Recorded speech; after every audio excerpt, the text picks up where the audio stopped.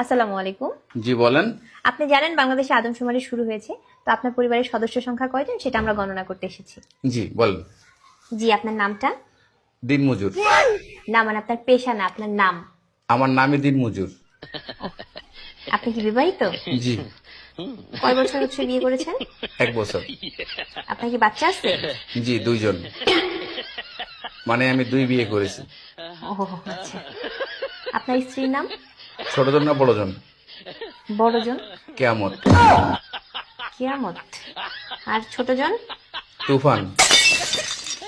ও তুফান। আপনার সন্তানের নাম? ছোটজনেরটা না বড়জনেরটা? কিয়ামত জনেরটা? ঝড়। ঝড়। আর তুফানেরটা? সিডর। সিডর। জি, আপনার মূল্যবান সময় দেওয়ার জন্য আপনাকে ধন্যবাদ।